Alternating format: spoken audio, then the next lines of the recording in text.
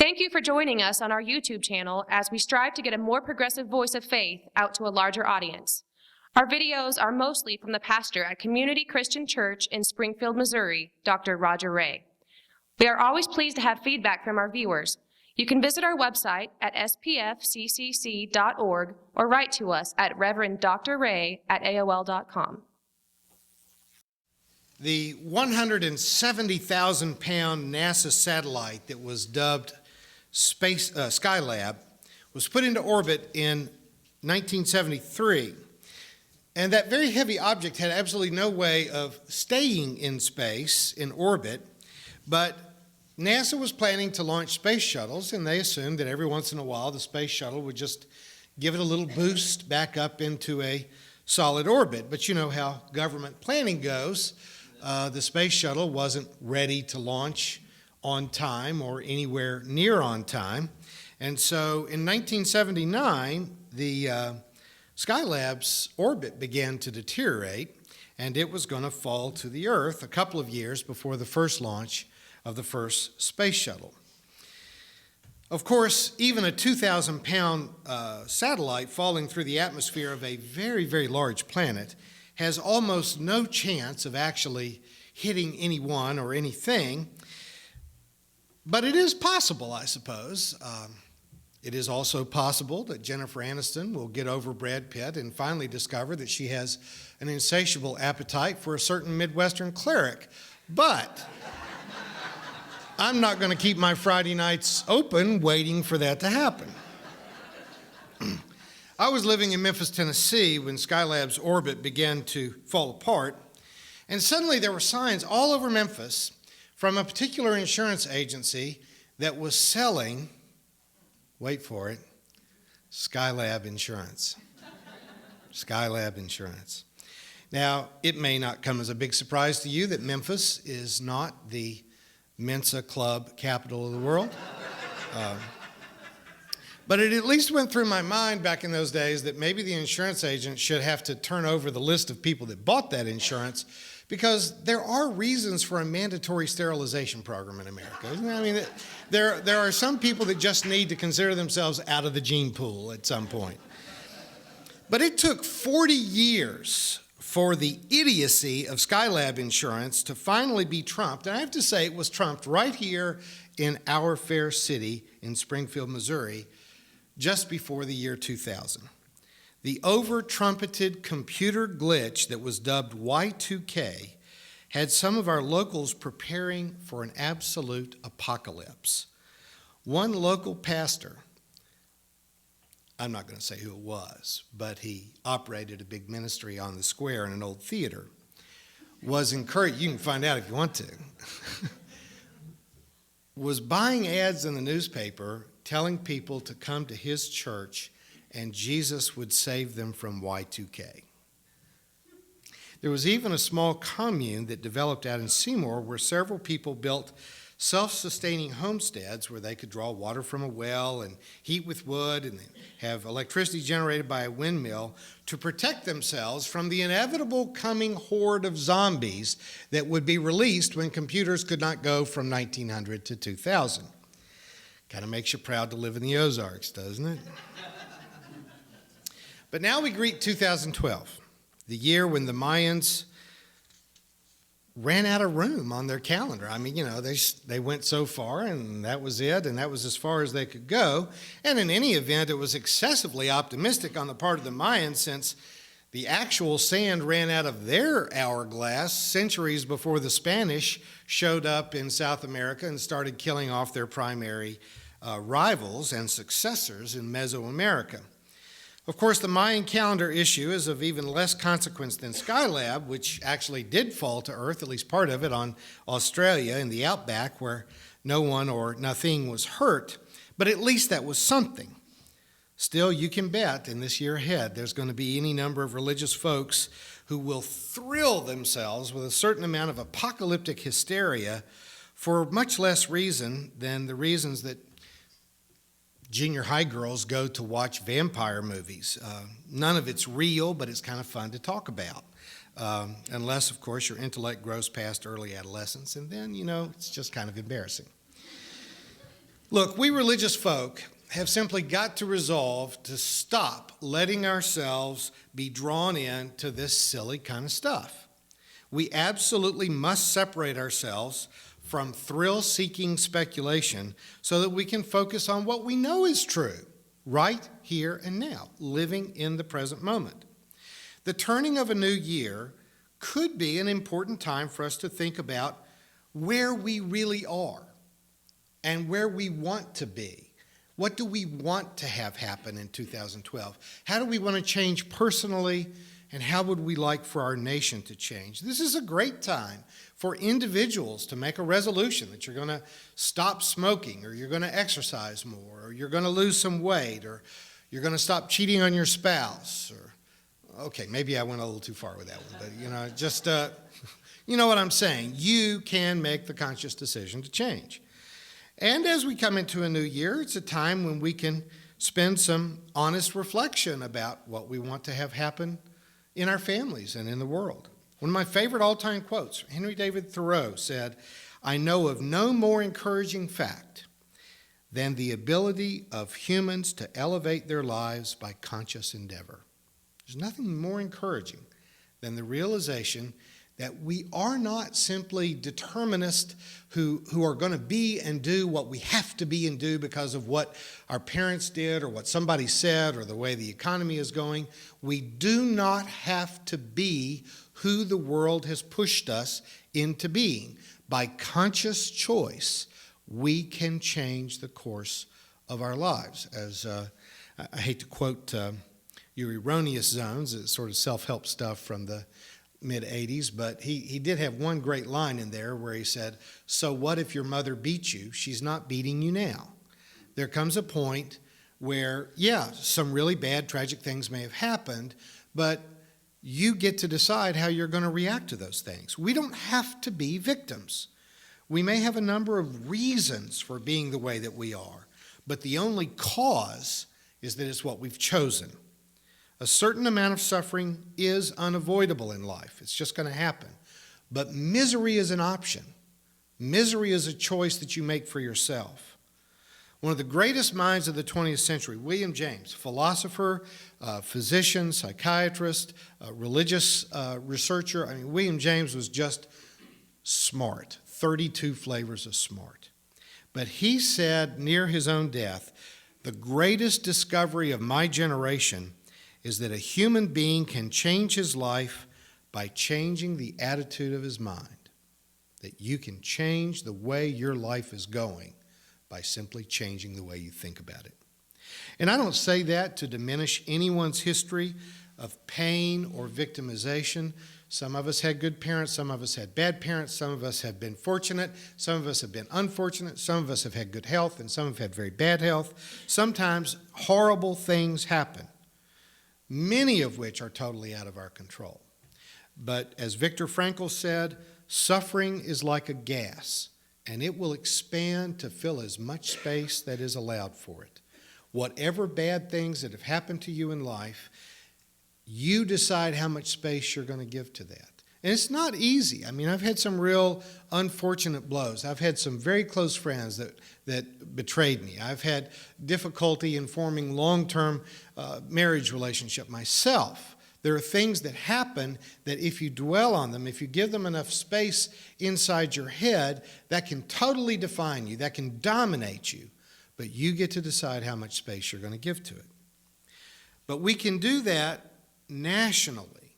We can do that globally, especially in an election year when we're being asked to get all exercised about issues that we have no control over. It is amazing to me that we still debate things like gay marriage as if a bunch of heterosexuals can get together and vote on homosexuals changing their sexual orientation. Or even the matter of abortion. You know, there has never been a middle class or upper middle class person that had any difficulty having access to abortions. It's only the poor. So the middle class and the rich get together and vote on whether the poor are going to have that option presented to them or not. You all know that any number of those adolescent trips to Europe back when we were kids were not just because they needed to see the Eiffel Tower. Middle-class folks have always had options, but we act like we can vote on the morality of people who don't have the same economic advantages that the middle and upper classes have had. In philosophy, we have a tool that we call Occams Razor. Many people summarize the theory saying that the most simple explanation is probably true, and that isn't entirely fair to Occam. What he actually said is that in a setting where there are competing hypotheses, that there are several possible ways of understanding something, the one that requires the fewest number of unproven assumptions, that is, the one for which you've got the best evidence, is most likely to be true. And what you may not know is that Occam was a 14th century Catholic monk. I mean, he dealt with the issues of faith, but what he's saying is, don't develop a hypothesis based on stuff you can't prove. Don't go out trying to hypothesize that maybe God is in three persons, Father, Son, and Holy Spirit, and because you don't know that. You can't prove that. Don't keep developing one idea after another that has no testable evidence to it. Think about what you actually know and can prove and deal with that. When it comes to religion, I think there's a great Occam's Razor, and I would propose it to you, borrowing the words of Karen Armstrong in her autobiographical book, The Spiral Suitcase, My Climb Out of Darkness. And I'll just tell you, I've recently ordered several copies of Karen Armstrong's book because she chronicles how she grew up going to a Catholic school, became a nun, and then kept reading and thinking and climbed, she describes it, out of the darkness. And I think that's a book that several of us who have been captured in a large part of our lives in some system of creedal religion, that we could all benefit by reading how one of the smartest people in the world thought her way out of that darkness and into the light. I think it's safe to say that Armstrong is one of the world's leading religious academics. I have to say, I've never personally heard her, though I have tried several times. When I was at Harvard, she guest lectured in my Sunday school class at Memorial Church on Harvard's campus. And anytime she was there, if you didn't get there an hour early, you couldn't get into Memorial Church. She was that popular in that area. She's fabulous. We wanted to get her to come here to Springfield, and Jim helped me track down her agent. She only wants $40,000 an hour to appear. I don't know what she's doing with all that money, but we'll read her books, but we won't have her here. But here's the Occam's Razor that she proposes that I think is really a good one. She says this: if your understanding of the divine made you kinder, more empathetic, and impelled you to express sympathy in concrete acts of loving kindness, then that's good theology. If your notion of God made you unkind, belligerent, cruel, or self-righteous, or if it led you to kill in God's name, that's bad theology. I mean, I think, as open-minded and as tolerant as we want to be to other people's faith and other people's religion, I think what we've got to be willing to recognize is that there's sick religion and there's healthy religion. And we don't want to be open-minded and tolerant of sick religion. So everyone wants to say, well, who gets to judge? Well, I think this is a good way to tell. If it leads you to kindness, to generous acts of compassion, that's good religion. If it leads you to be unkind, cruel, to condemn people, or to even kill people, that's bad religion. And unfortunately, that's also the majority of organized religion. But that's our mission, to change that. If we as a faith community want to face 2012 with complete honesty, embracing an understanding of our faith that does lead us to be more kind, more empathetic, more impelled to express sympathy in concrete acts of loving kindness, then we need to not be afraid to look at the facts. Stop mucking around in areas where we're having to guess or use superstition or mythology or magic to come up with our conclusions, but let's talk about what we know to be true. We Americans cannot resist telling ourselves and telling the rest of the world that we're number one. We love to say that. And there's no denying that we are number one when it comes to military power. When it just comes to math, we are number one. when it comes to adding wealth together. We're number one. But when you say that you're number one, I think that claim deserves to be looked at, don't you? I mean, really? Because what makes a nation number one? Is it having the most wealth? Is it having the greatest military might? There was a German foundation that looked at the 31 nations around the globe that work together in economic alliances to promote business and economic expansion. And they listed several social justice concerns and evaluated each of those 31 nations based on their performance in areas such as income disparity, access to health care, access to education, security of jobs, and individual freedoms, that is freedom from oppression for being a minority group or the wrong religion or whatever, and equal access to justice, that the court systems would be likely to treat people the same. So they evaluated these 31 countries and looked at that way. The United States is not number one. It's not number 5. It's not number 10. It's not even number 20. In fact, out of the 31 nations, based on those areas, we're 5th from the bottom, only slightly better than Mexico, Chile, Greece, and Turkey. We're number 27. That just doesn't have the same ring to it, does it? Only Canada ranked in the top 10 of countries in the Americas. And who we're behind is startling. The Czech Republic, Hungary, Poland, Slovakia. Those are the countries where we thought for generations that all those people were dying to come to America. Not so much anymore. Because in areas of social justice, in matters of poverty, health care, personal liberty, fair treatment in the judicial system, even Slovakia, Poland, Hungary, and the Czech Republic are ahead of the United States of America. Now, one of the conversations that often comes up when I walk into a room is how much people wish that we could keep partisan politics out of religion. And here's what typically provokes that topic coming up. It comes up when I say something that makes them feel uncomfortable. No one ever thinks that I'm being political when I say something that they agree with.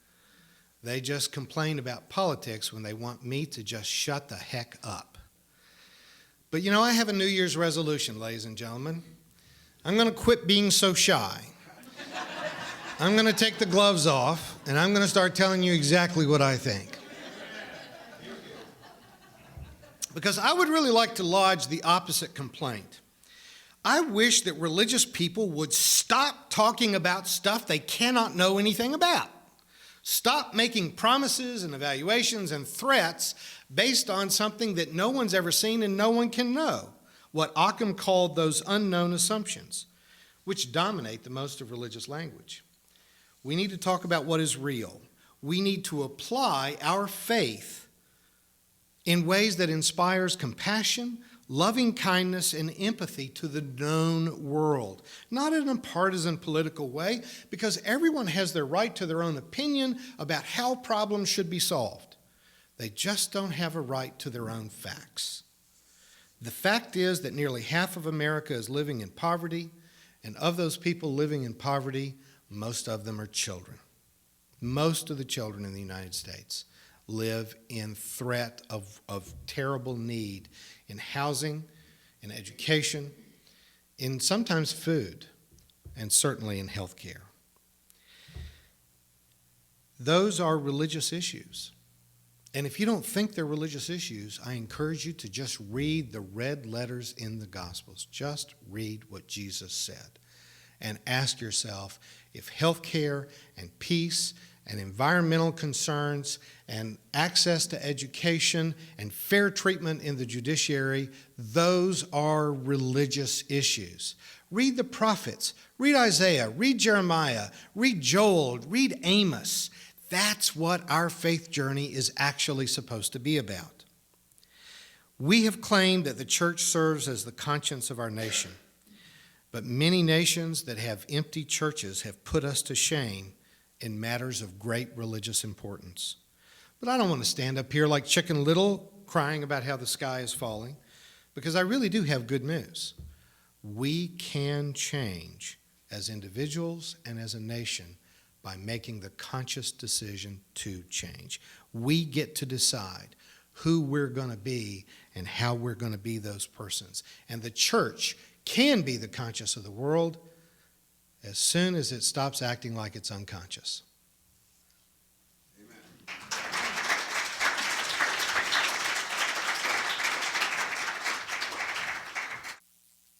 You've been watching a progressive Christian video from the Community Christian Church of Springfield, Missouri.